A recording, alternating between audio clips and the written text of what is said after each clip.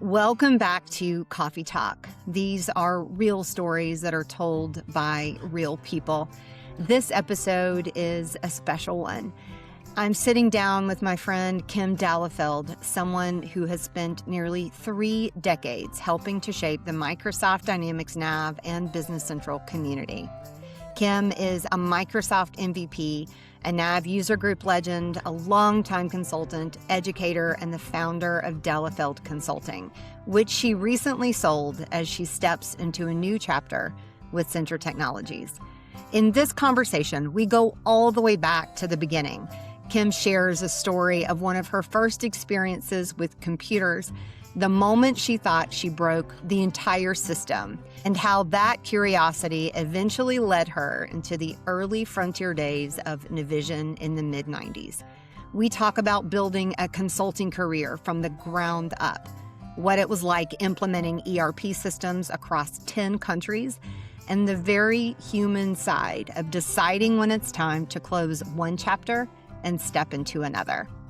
But more than anything, this conversation is about community, about mentorship, and about the kind of leadership that's built slowly over time by showing up, by helping others, and doing what you say you're going to do. It's a longer episode, but it's full of stories and wisdom from someone who has truly lived the evolution of this ecosystem. So let's get into it. Kim, welcome to Coffee Talk. Thank you. I don't drink coffee, but I'm so happy to be here.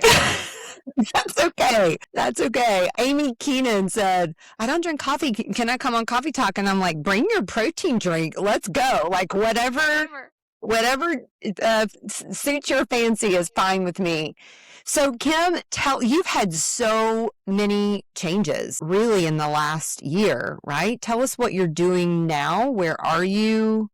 We'll talk more about your big change in this episode, but where are you now? What are you doing? So I am at Centra Technologies now. I'm their BC SME, trying to work with partners, their clients, not partners, clients strategically on what do you need, where are you going with your business, and also doing that with the internal resources and with the business as a whole around Business Central. So it's new, it's different. Right. And that's how I'm viewing this stage is just I'm open for the opportunities to do something different. I'm not heads down doing client support and implementation, which I've done for the last couple of decades. So Right. it's different. I just try to approach each day as a new opportunity, right? Right. A new season, a new chapter, doing something different and fun. So, Kim, I want to go way back before the MVP, before decades of implementations, before Dallefeld Consulting. Let's talk about Ford Motor Company. It's about your first experience with computers at Ford. Yeah. So I was living in Austin, Texas, and I was right out of college. I went to work for a Lincoln Mercury dealer, which is Ford. And the general manager bought the company and he signed up for a computer system in the dealership. The way Ford used to do it is it was typed in and it was like uploaded, via modem overnight, and they sent all your reports to you overnighted every day. So he was one of the first 10 or so to get these in-house computer systems. First, time really working on a computer, a little bit in college, but not much. And the big story I tell about this is, I'm sitting there typing away and I hit the wrong keys. And the screen comes up and says, "Shut her down, Clancy. She's a pumping mud." I'm brand new at this. Right out, I run to we had a room that the computer was in. I opened the door and I don't know what I'm expecting to see, mud coming out of the computer. Anyway, I called Ford and I told them, and they're like, "No way. Show me the Down, screenshot." I Clancy. said, "I don't know how to do a screenshot." So they told me what keys to hit. And I don't know, a month or two later, I did the same thing. It was just a series of keys. And sure enough, "Shut her down, Clancy. She's a pumping mud." And so I was able to show Ford that this really did happen. They still thought I was crazy, but I had the proof.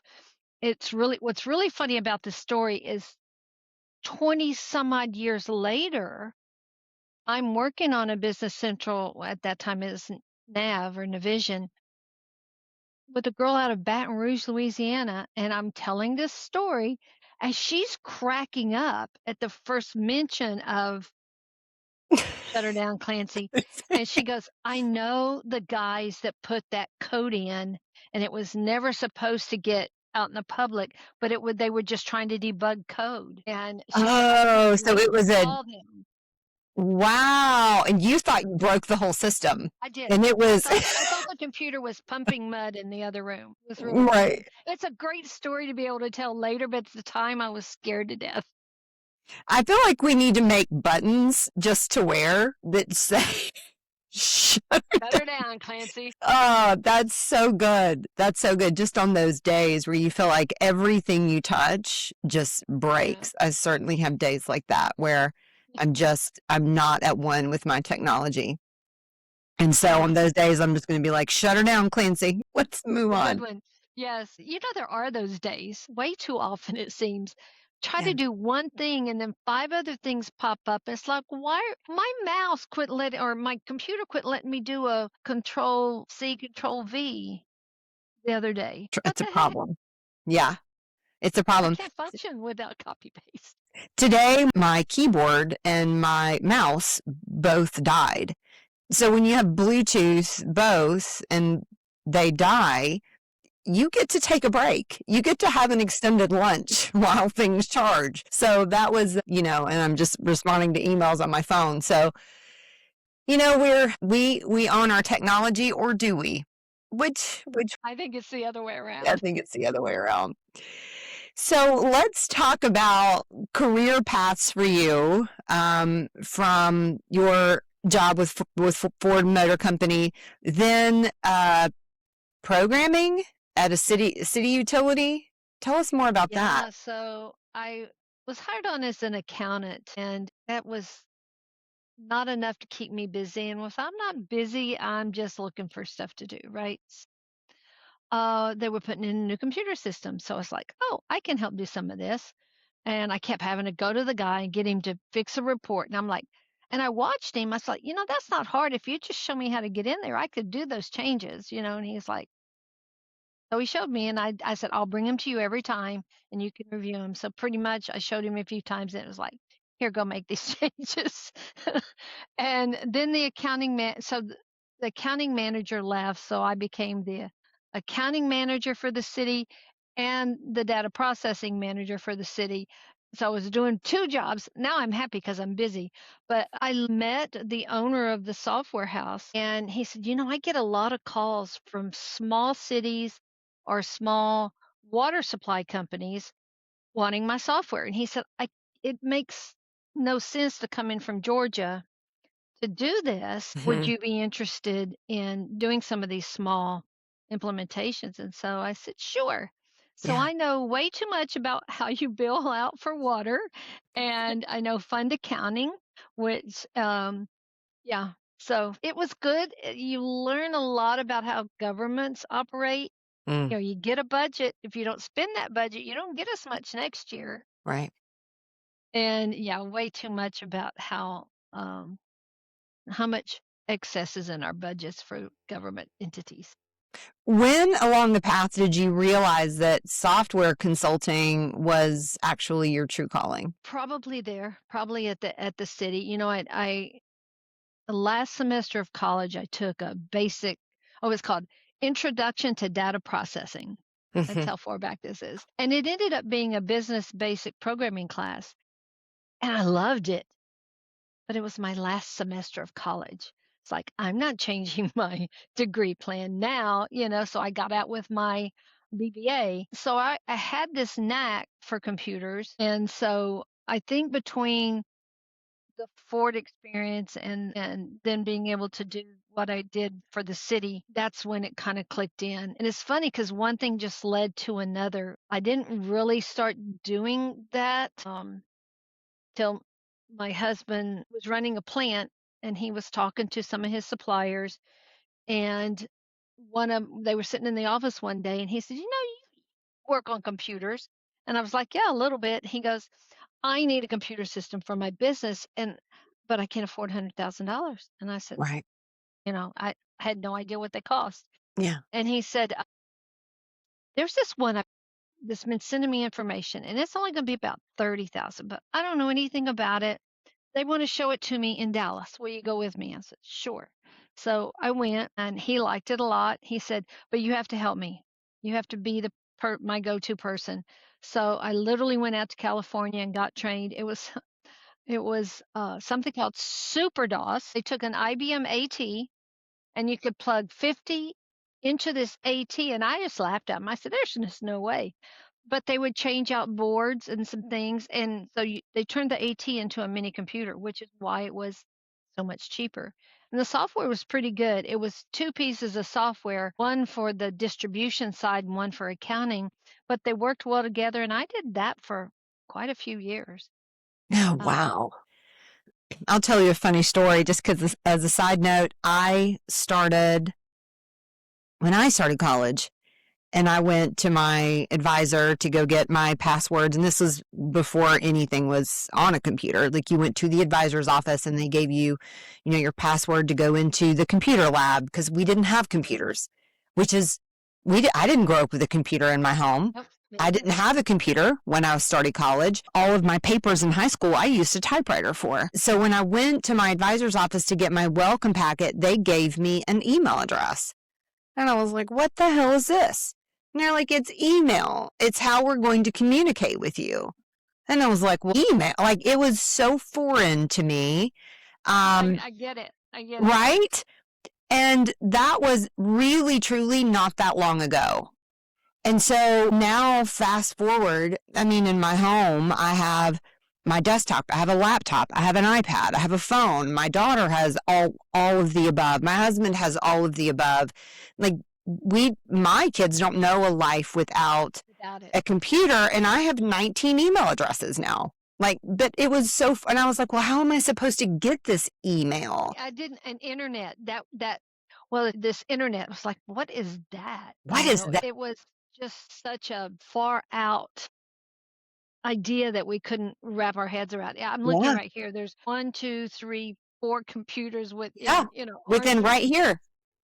plus the phone. These things are a whole computer. They're a whole computer right at our fingertips. When I was at the city, um, and they put in this new computer, it went from the punch cards, an Yeah. old IBM punch card system, Yeah. to now a mini computer, and we ran out of disk space kind of early on in the implementation.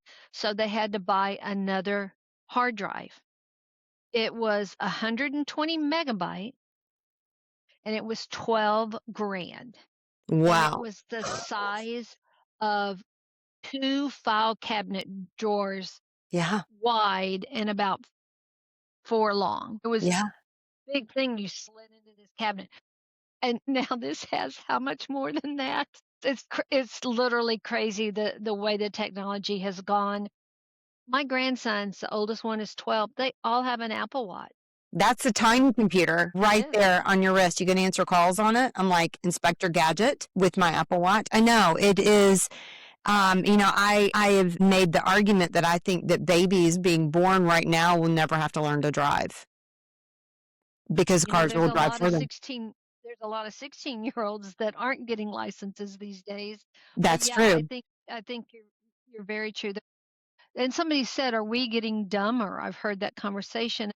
I I think we've let some things slide because we don't need to know them now. Right. I still think everybody needs to know, but we are pushing some things down because it's just not important like it used to be. Like, who writes in cursive? Which one of my sisters is like, No, yes, because she would never write in cursive. She only prints. But there's a lot of little things like that that are kind of going by the wayside. I know. As you said, like, I don't have to remember phone numbers anymore. Just a very easy example. I don't have to remember anyone's. I still remember my phone number when I was 5 years old, but I don't know my husband's phone number. But so we don't have to remember those things. But I would like to think and hope that we are becoming a little bit more emotionally mature and more emotionally aware, because awareness for other things are kind of our coming up and forward. And we get to talk about those things in community, like, ADHD, autism, things like that. We get to have space for that where, my parents, there was no room for that. I mean, I think it's a trade-off. Are we just switching our brain power into other? I'm going to go for switching our brain power, but there we go. I'm like you. With all my kids, while I was pregnant with them, I read a memory book. It's called The Memory Book. And it's little ways to teach yourself how to remember things. I'm bad with faces. Mm-hmm. And until I've had a conversation with you, I won't remember your name. And so one of the things in that book was to take a feature and connect it to the name, which I never got. Whoa. I still don't do it, but it's interesting. But one of the things I use out of the book is when you've got something really important you need to remember, especially if it's like it works for me on a task. Like I've got to remember to mail that tax return tomorrow, right?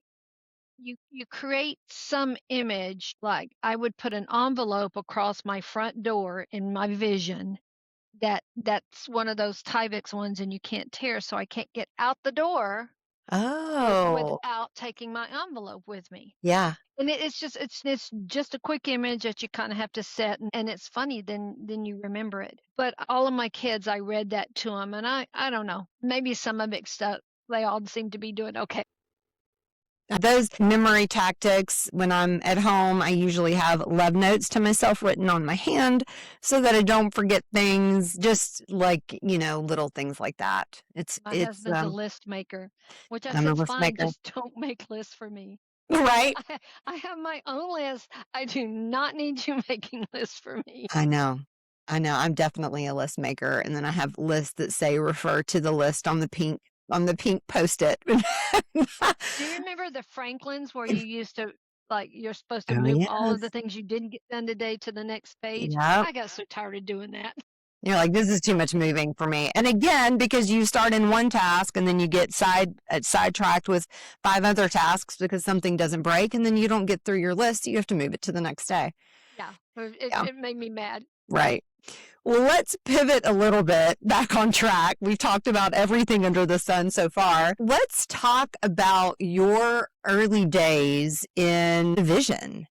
And becoming a NAVUG pioneer. 1995, you reviewed a software for a company that would become the 8th NAVUG reseller in the United States. So you were trained in 1996 and never looked back. That is early. That is frontier days. What was that ecosystem like in 1996? Very sparse. Mm-hmm. One good thing is I think that NAVUG did was they did staff their Atlanta office with good people, right? Because nobody knew anything, so you were constantly calling in. Yeah. Hell, I remember I did the 2 weeks of training, one for being a developer and one for being an implementer, and sat down at my computer and went, how do I get started? Yeah. They just kind of dove us in without, okay, step 1, step 2, and so I didn't even know how to create a company. So that was the first phone call. And so you get to know the people on support very well. It was hard. It was learning on the job, figuring out as you went, which that never scares me for some reason. I'll figure it out at some point. I do remember I was at Johnson Engineering. I was working late because we were doing an upgrade and they were on version 1.0. And I think we're going to 1.1, 1.01 or something.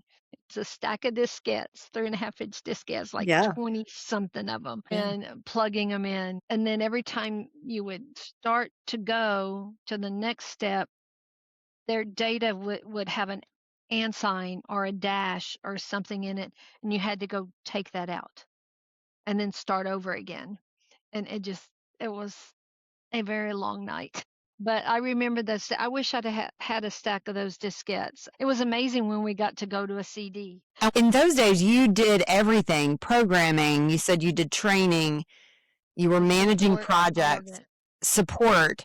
You're wearing so many hats. What do you think wearing all those hats taught you? Yeah. Well, you learn a lot of skills. You kind of learn the most important things is really about listening. I was doing a demo for somebody, and there was another client doing a demo. What they came back and said is, you listened.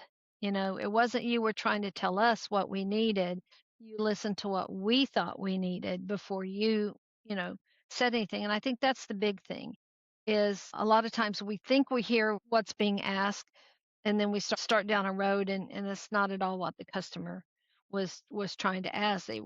So I think listening, which I'm still not good at because I want to jump in and talk about it, but Yeah. I think that's it. I totally love the programming I did in NAV. I let it go when BC came out. I said, "You know what?" I At that point I had met some good programmers and I said, "You know what? You guys are good. I'll do the functional side." Having sat on the side of the desk where I'm doing the work allowed me to empathize with the customers, right? I know what you're going through. I've been there. I've done payroll. I've done payables. I've done counted inventory out in the warehouse. So all those things you can understand what your clients are dealing with. And I think that's where we miss out sometimes when Ah, we take young people and try to make them consultants. They need some practical work experience, yeah. right? That's not saying that they won't be a good consultant, but having that background where I can say, "Oh, have you had to do this?" And they go, "Yeah." You make that connection with the customer. And that's the fun part to me. I did a coffee talk with Steve Chinsky, Mhm. one of three BC amigos.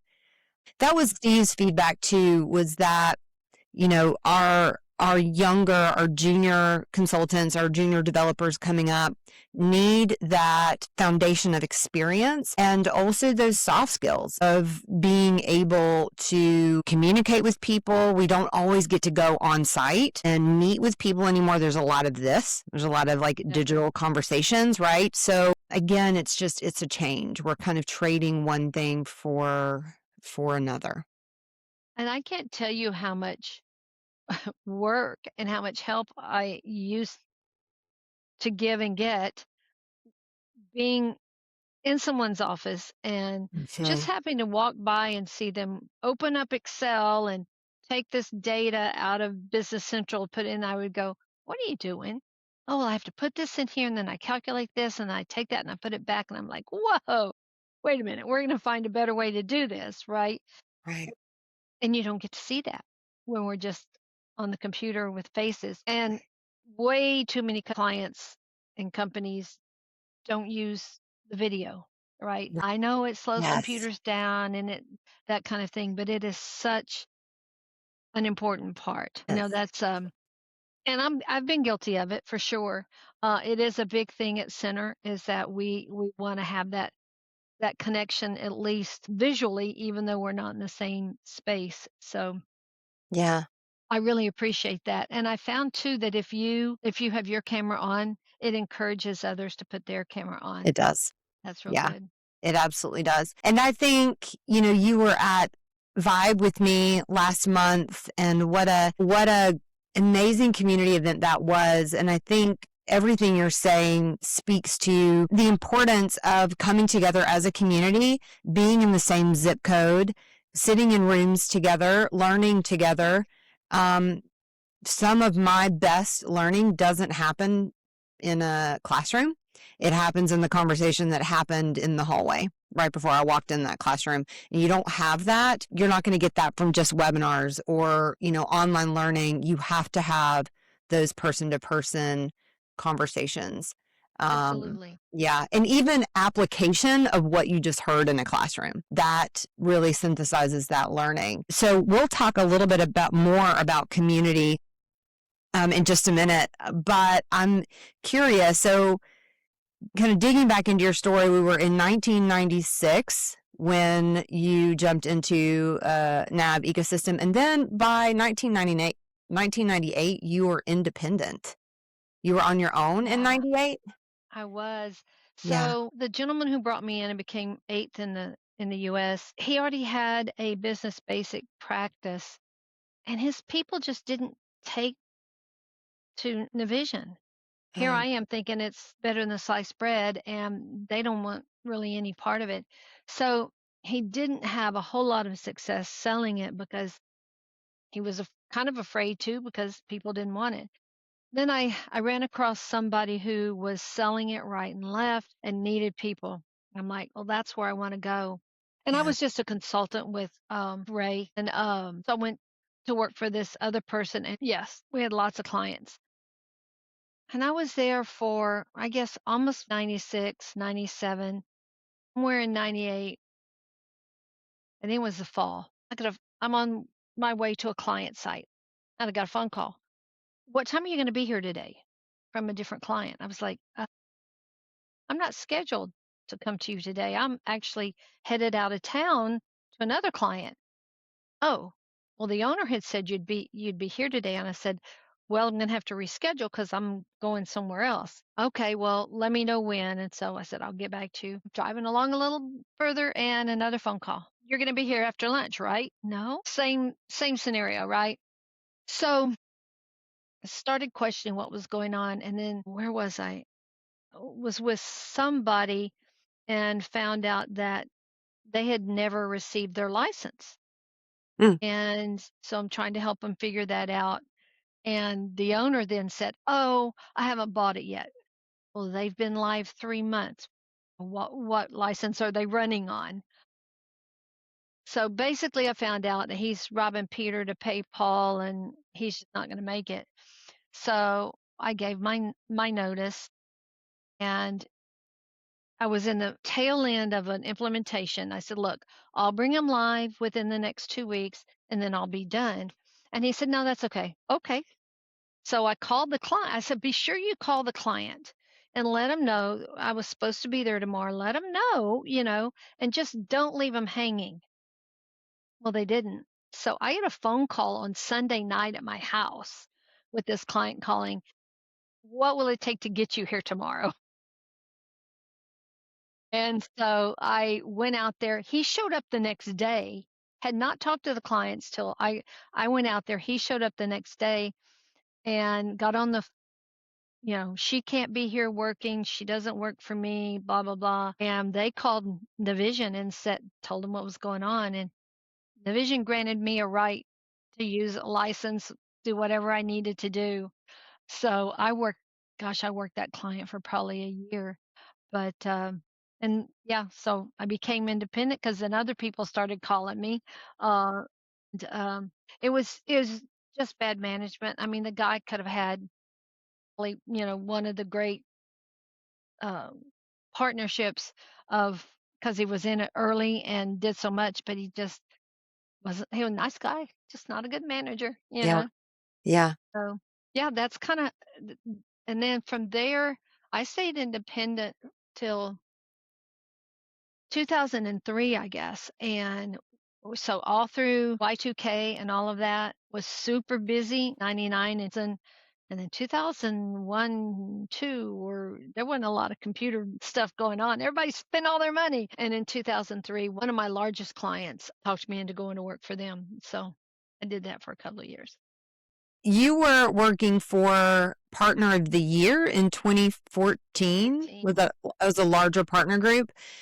was. So you've done kind of every side of Navision. So you're talking about chapters that stretch you, that push you.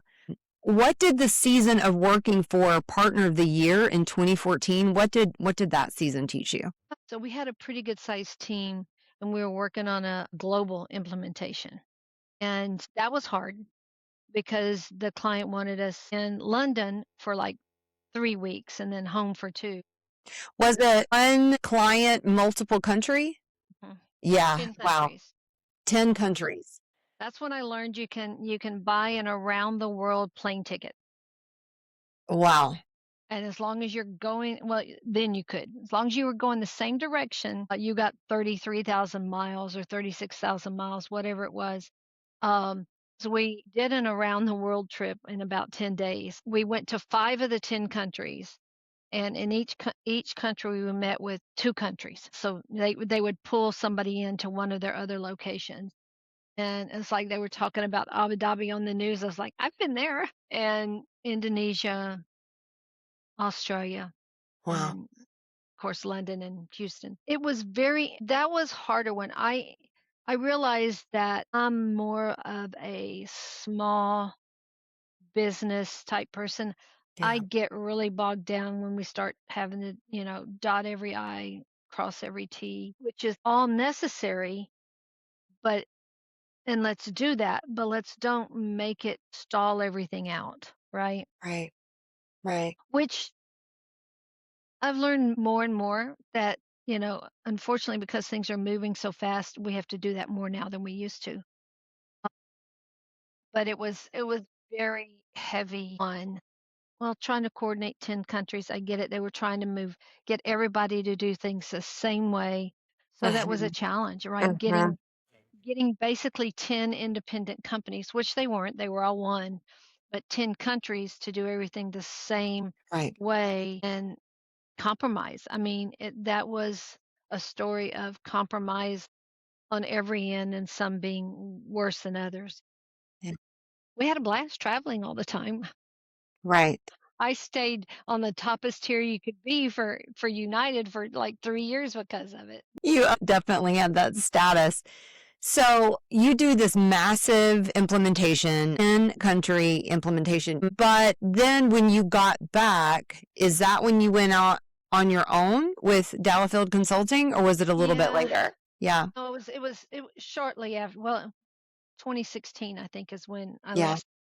The person who owned the company had sold it years ago and was just supposed to stay on a couple of years to run it. Yeah. And she was on like year 5 or 6, and she finally said, "Guys, I'm supposed to move on." So they brought somebody in out of the cell phone industry Yeah. to run the company. Nice guy. It just, was a very different market for him. I guess within 3 months after he was there, senior people started leaving. And from November, I left, I think in June or July. I turned in my notice and talked to my developer, and he had turned in his notice the same day, neither one of us knowing the other was doing it. Yeah. And I said, "Well, now I'm mad at you because you should have told me that you were leaving before you left." Anyway, yeah, we both ended up leaving. And like the next 2 months, it was just mass exodus. So, and it wasn't any one thing other than that, a lot of little things. Yeah. So I thought I would try working with some small partners, seeing if I couldn't help them grow a little bit. I had one that had an add-on, and I always thought maybe I'd like to work for a company that had an add-on Yeah. um, that really helps a market. I was there 6 months and never saw the add-on. And what I realized very quickly is the owner there was just his own worst enemy. Very difficult to deal with for everybody. There was a revolving door at that company. So I guess that was the last one when I said, "Okay, I think I'll just pick up some work here and there and do that." And I just kind of grew from there. So you built Dallefeld Consulting from scratch. What does building something like that teach you about yourself? Well, I've never been shy of confidence. I think that goes back to Yeah. growing up in a small place. And if you wanted to do something, you got to try it. And my parents just being supportive in that way. I mean, I started programming in Access, billing somebody $25 an hour, right? Yeah. About around the time I started doing Navision, actually. So, and I knew I could catch on to software, right? I have a knack for numbers and things. I could see something, it would just make sense that I know what to do. I can't explain it. So I just, that confidence was really something that didn't bother me. And I'd been independent before. Yeah. So it was really, I just talked to people, let them know I was available. I did work for partners. I called some old clients that I had done work for, and did a little bit of work for some of them. I didn't sell systems, so that was the key there. I was not competing against any partner. Mm. I could be a resource for a partner to use, and Yeah. then people would Smart. find me at a conference somewhere I was speaking and ask for help, right? Could you just help me with this one thing? I know one lady said, I need you for about 10 hours. And I helped her out. And then we had a, a meeting every week for like 6 months and then every month for another year. Finally, they're on their own. But they Yeah. just had so much that they needed done. So it was just a little morphing like that. Yes, somebody would leave a company and then call and say, hey, I'm at this new company and I want to put in BC. So Yeah. it's just a lot of that. I think honestly, being around so long, your name's out there so long that people remember, a name or see you again and they're like, yes, I want to talk. Yeah. So I didn't do anything fancy, didn't do advertising. I do have pins that a lot of my customers like. They love my little pins. I I love your literally pets. get people I asking love for your my pets. pins. Yeah. I But do. no, it was just a little by little. And if I saw I didn't have a lot of work, I would call some customers and just say, "How are you doing?" Yeah. One of the things that I really learned that helped keep things moving somewhere along the way, the guy that does my programming, he would get a customer who also needed something functional. So now Mm-hmm. he's giving me work and I'm giving him work. And Yep. so then we found other resources that were independent that we could so you could take on more than you could do because you knew you had good resources that you could put on the tasks. And that's really what helped stabilize things, really made a difference. I did learn that whenever I would talk to somebody on a support issue, once I helped them solve it, I would say, "Hey, did you know about the latest thing that came out?" And I'd say there's these three things that I think are really good. You might use them, and I'd get more work out of that, right? Because they hadn't heard about it. I think there's a lot of work on the table out there for everybody just to help teach people all the things that Microsoft has been adding to the product because it's Yeah. so much. And I Yeah. think that goes back to your lesson about listening. So calling the customer and say, how are you doing? How can I help? How can I show up for you? And then listening and then knowing the product, knowing the advances in the product, and then coming alongside them and helping them. And that makes you indispensable. How did you know that it was the right time for you to sell? And what was that like emotionally for you? Well, I think when people started asking me, when are you going to retire? For 2 or 3 years in a row, it's like, God, I guess I need to. No, it literally was looking at it. I hit another decade old next year. And, it's like, I love what I do, but do I want to? It's harder to travel these days. It's just, Yeah. uh, conferences are great and they're awful because the days are long and, um, it's just hard to keep going. I'm not 40 anymore. I won't even say 20. So it's a combination of things, right? Yeah. Can't keep up the same pace in your 70s that you did in your 40s or 50s. Yeah. So I just started talking. I approached one person, and I said, "What do you think?" And he goes, "I'm interested." And I was like, "No, I didn't mean that. I just meant." He goes, "No, It's just a I'm serious." conversation. And Yeah. I'm like, "I was just kind of getting your opinion." And he's like, "No." And so he said, "You just talk to whoever you want to because they're all going to react like I do." And so, yeah, making that decision was hard. Like a couple of them were probably really good offers, but they wanted to build literally from scratch something. I was like, Hmm. "Guys, I'm on the way out. I'm not really ready Right. to build. You're not building. Yeah. I'm not building. Yeah. I'm on the slide." Yeah. And so I was looking for one that was maybe I could help push a little bit, but also I knew would take care of the customers. Even if they didn't change at all, they were going to take care of my customers because a lot of them have been with me a very long time. Yeah. And so that was a deciding factor there. It's been interesting, right? I have to get approval for travel. Right. You I have a was like, boss now? Do you have a boss now? I have a boss. It's Yeah. so funny because he has a boss now, and he was also owned his own practice.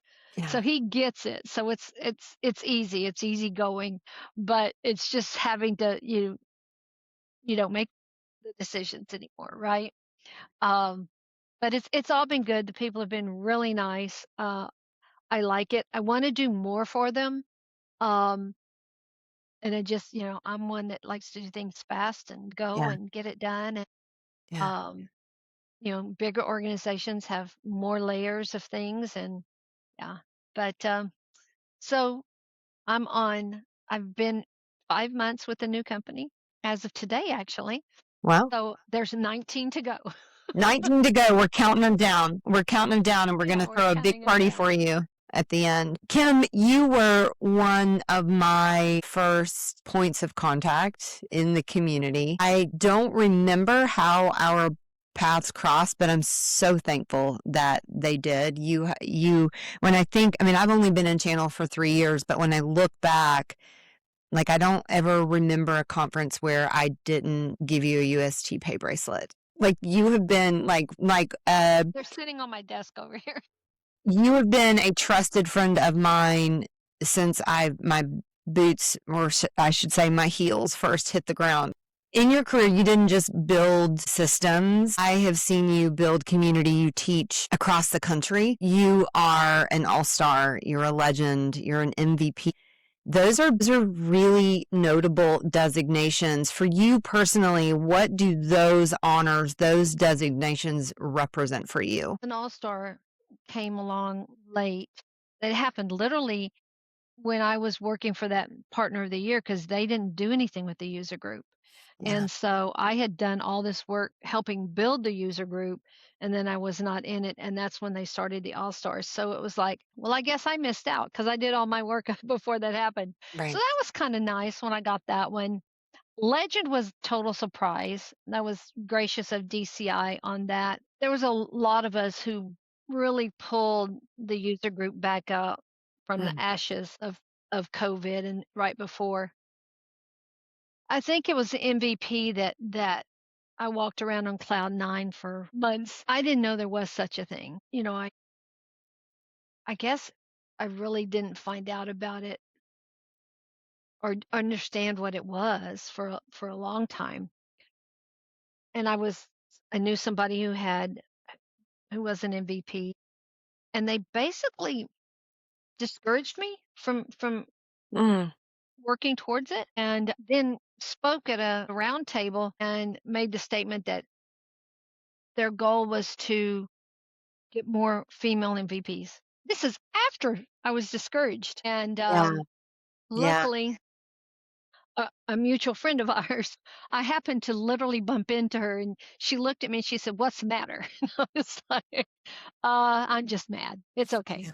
And she's like, "Tell me what's going on." So anyway, um, and she was just so gracious and helped me out, said, "Here's what you're going to do." And and um, within the year, I got that award, and uh, I Yeah. really appreciated her and really the community. It's really interesting. I feel like I'm more noticed now, and I don't know if people just feel like it's easier to come talk because you have that designation. You're not just another user. I don't know what it is, but it really was a stepping stone for more. It also gives me a little motivation to make sure I keep trying to give information back to the Yeah. to the community. Yeah. I'm working on videos. I'm not good at videos yet, but I'm finding that my little short videos, I can't talk short. I mentioned in one of my videos the other day, well, this was supposed to be 4 minutes long, but we're on 9 minutes and 50 Yeah. seconds. So I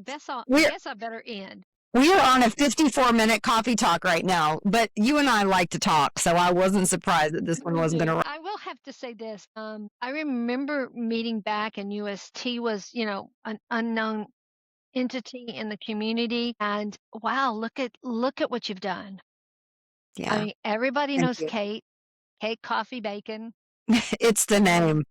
yeah, and you know, you're well known in the community now Yeah. in just 3 short years. Thank It's a you. big community. It is a big community, and I'm a community builder. I believe in people, and I believe that people need people now more than ever. We need each other because we can't learn it all. We can't excel at everything. So do what you do, and you do it really well, and then you get by with a little help from your friends. Yeah. And Right. yeah. And so I fully believe that. And so a huge part of my job at UST is a community builder. I serve in almost in every conference group. And what I'm seeing over time is the beneficial connections I'm able to make. Last week's coffee talk was with the new president of IEMCP and Molly Fuchel, who's just started the new partner education conference. And I brought them together and we talked about the importance of partner education. And you don't get there by showing up in communities, and this is a very big platform that I stand on, is what can you give back, not necessarily what are you grabbing when you go into a space. So giving, not grabbing. And so it's really important to me, and I really love this community, and every event that I go to, I feel like I get butterflies in my stomach just to see everyone again and share space. And, I say we're all in the same zip code. If only for 3 days, we're all in the same zip code. So thank you for saying that. Thank you for coming alongside me and being my friend and being a mentor to me, and just being a light. Every time I see you, you're really special to me, Kim. So, Back at you, girl. yeah, The community thing, I get people all the time that, we're always encouraging people to get involved in the community, yeah, do speaking, get involved somehow. And I always tell them, I said, you're going to get back as much as you put in, that's right. right? And sometimes way more. Until I really got involved in the community, it was Microsoft created the first user group for business for NAV, like in 2003. But before then, we were all just out there trying to figure it out on our own, and just you meet one person and then you meet another. And one of the girls that's on the board for BC right now, I met her just a few years ago, and she just kind of introduced me to other people, and I think she actually did a speaking co-presenting with somebody, and she's just stretched and gone a little further. And I mean, it's exciting to see people blossom in the community, because that's what happened when you're among friends, Yeah, because that's what it is. It's a big friendship it among is. everybody. Partners who are out there competing against the same thing, they're still friends, Yeah, right? And in the end, they're still friends. yeah. So yeah. Well, as I wrap us up, you've given some really great advice about community, jumping in and serving. What stands out to me in your story of what we've talked about for the last hour is this thread of curiosity that you have, of resilience that you have, from a debugging message at Ford that we're going to put on light up buttons, leadership in a huge ERP implementation project. You built and sold your own firm. You have lived and thrived in so many seasons and chapters of reinvention without losing your core, and you're still doing it now in this chapter that you're in, and you're just a true inspiration. Thank you for showing me what steady leadership truly looks like. I count myself so very lucky to be called your friend. Thank you for coming on to Coffee Talk, Kim. Thank you. Is there any other last piece of advice you would give to maybe somebody that's just stepping into, our crazy family? You know what? Be yourself, be honest, do what you say you're going to do. It's all the things that I grew up. I can hear my parents as I were just saying these things, right? And that's one thing for me, is if I say I'm going to do X. I'm going to be here. I'm going to speak there. Whatever it is, then you do it because you committed to it, right? What I loved about being an independent is I could tell it how it was. I didn't have to walk a party line when a salesperson sold something that wasn't quite there. And that still happens. It's unfortunate, but a salesman might have seen it this way, but you can't, it, I hate that part. Yeah. But I think that's it. Just be yourself, be honest with people. I think you find that even though something came across wrong, if you're honest about confronting it, people are much more understanding. Okay, not everybody, but most of them, Most right? people. Yeah. So that's my big thing. Don't be afraid to ask for help, Yeah. right? Because we all need, like you said, we need a little help from our friends. Just getting by with a little help from my friends. Yeah. Well, again, Kim, thank you for spending your hour with me. If you're listening, thank you for hanging out with Kim and I. There's so many nuggets in her story that I know will inspire you, that you can carry on and apply into the work that you're doing in your own life. Until next time, this has been Coffee Talk. Bye, Kate. Thank you for joining us today on Coffee Talk. A special thanks to my guests for sharing their story, and to you, the listener, for being a part of this conversation. If you enjoyed today's episode, be sure to subscribe so you never miss a Monday morning chat. Until next time, I'm Kate Coffee Bacon, and this has been Coffee Talk.